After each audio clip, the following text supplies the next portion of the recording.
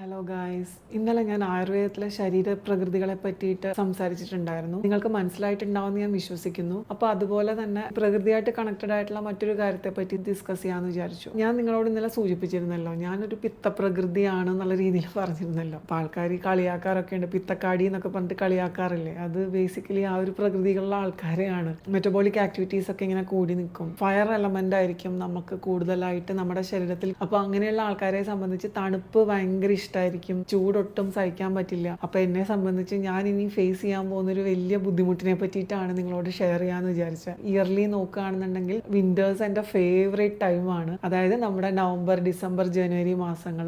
ജനുവരി തീരാൻ പോവാണ്. അതിൻ്റെ ഒരു സങ്കടം നിങ്ങളുമായിട്ട് ഷെയർ ചെയ്യാമെന്ന് വെച്ചിട്ടാണ് ഈ ഒരു വീഡിയോയിൽ ഞാൻ വന്നിരിക്കുന്നത്. ഇനി ആകെ ഒരു 5-6 ദിവസമേ ഉള്ളൂ ഈ മാസം തീരാനായിട്ട്. ഇപ്പോൾ ജനുവരി അവസാനം അല്ലെങ്കിൽ ഫെബ്രുവരി ഫസ്റ്റോടുകൂടി തന്നെ മിക്കതും സമ്മറിൻ്റെ ആ ഒരു തീക്ഷ്ണത തുടങ്ങും. എനിക്ക് ഒട്ടും ഇഷ്ടമല്ലാത്ത സമയമാണ് കേട്ടോ. നമ്മുടെ സമയങ്ങളൊന്നും ഇഷ്ടമല്ലാത്തതെന്ന് നമുക്ക് ഒരിക്കലും പറയാൻ പാടില്ല എന്നാണ്. പക്ഷെ ഞാനത് പറയും ഗൈസ്, കാരണം ഞാൻ അത്രയും കഷ്ടപ്പെടുന്നുണ്ട് ഈ സമ്മർ ടൈമിൽ. അത് പ്രത്യേകിച്ച് അതിൻ്റെ കൾപ്രിറ്റ് എൻ്റെ പ്രകൃതിയും കൂടിയാണ്. പിത്തപ്രകൃതി എന്ന് പറയുമ്പം ഭയങ്കര ബുദ്ധിമുട്ടാണ് ഈ സമ്മർ ഓവർകം ചെയ്യാനായിട്ട്. ഞാൻ റൂമുകളിൽ നിന്ന് ഇറങ്ങാറില്ല. എൻ്റെ വീട്ടിലാണെങ്കിൽ എൻ്റെ റൂമിൽ AC ഉണ്ട്, അതുപോലെ വർക്ക് ചെയ്യുന്ന സ്ഥലത്താണെങ്കിൽ എൻ്റെ ക്യാബിന് AC ഉണ്ട്. എന്നാൽ ഇതിൽ ഏറ്റവും വലിയൊരു വൈപരീത്യം എന്ന് പറയുന്നത്, എനിക്ക് ഏറ്റവും ഇഷ്ടമുള്ള ഫെസ്റ്റിവൽ ഫോൾ ചെയ്യുന്നതും ഈ ഒരു സമ്മർ ടൈമിലാണ്. ഞങ്ങളുടെ സ്വന്തം തൃശ്ശൂർ പൂരം പുറത്ത് തന്നെയായിരിക്കും. ആനകളുടെ ഒപ്പവും മേളത്തിൻ്റെ ഒപ്പവും വെടിക്കെട്ടിനൊപ്പവും ഒക്കെ തന്നെയായിരിക്കും. ബുദ്ധിമുട്ടുണ്ട് ഒബ്വിയസ്ലി. പുറത്ത് നിൽക്കുമ്പം വിയർത്ത് കുളിച്ച് പണ്ടാറടങ്ങിയിട്ടാണ് നിൽക്കുക. പക്ഷെ എന്നാലും അതൊക്കെ ഒരു രസമായിട്ട് എടുക്കും ആ സമയത്ത്. അപ്പോൾ അത് നമുക്ക് ആയുർവേദത്തിന്റെ ഭാഷയെ പറയാച്ചാൽ ഇപ്പം ശീതകാലമാണ്, ഇനിയിപ്പം ഉഷ്ണകാലം വരാൻ പോവാണ്. ഇതിന്റെ ഇടയിലുള്ള സമയത്തിന് ഋതുസന്ധി എന്ന് പറയും, ഇൻ ബിറ്റ്വീൻ 2 ഋതൂസ്.